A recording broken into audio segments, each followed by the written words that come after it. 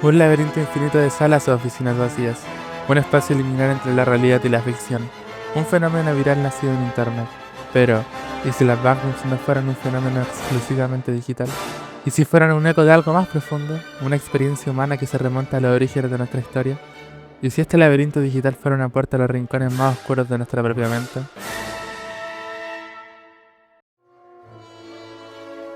Las backrooms no surgieron de la mente de un solo autor, sino de la mente colmena de internet.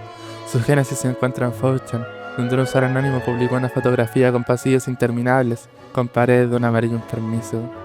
Muchas personas lo describían como un lugar con alfombras húmedas y luces fluorescentes que parecían parpadear con malicia. La semilla de lo inquietante había sido plantada, y pronto las backrooms se convirtieron en un terreno fértil para la creatividad colectiva.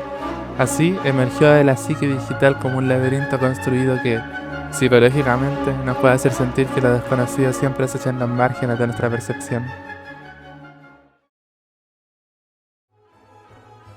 Más allá de su naturaleza liminal y su capacidad de evocar emociones de familiaridad o terror, las backrooms se pueden interpretar como una metáfora, como un espejo de la condición humana en la modernidad tardía. Sus pasillos infinitos y monótonos reflejan la sensación de vacío y la pérdida de sentido que caracteriza a una sociedad cada vez más fragmentada y deshumanizada. Pero la sensación de liminalidad, de estar atrapado en un espacio indefinido entre la realidad y lo desconocido, no es nueva. El ser humano ha experimentado esta sensación desde tiempos inmemoriales. El laberinto, como arquetipo universal, ha poblado el inconsciente colectivo desde tiempos inmemoriales, manifestándose en mitos y leyendas de diversas culturas. El laberinto representa la búsqueda de la salida, el camino tortuoso hacia la luz en medio de la oscuridad. Es una metáfora del viaje interior, del enfrentamiento con nuestros propios demonios. En la literatura, el laberinto se convierte en un símbolo de la complejidad del mundo y de la mente humana, como en la obra de Borges, donde los laberintos reflejan la infinidad de posibilidades y la fragilidad del conocimiento. O tal vez en la Divina Comedia con el infierno de Dante, con sus círculos concéntricos y sus caminos tortuosos que pueden interpretarse como un laberinto infernal del que el alma debe escapar para alcanzar la redención.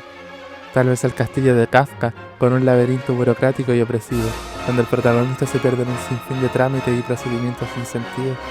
En el cine, el laberinto se transforma en un espacio claustrofóbico y amenazante, donde los personajes se enfrentan a sus propios traumas y a fuerzas sobrenaturales.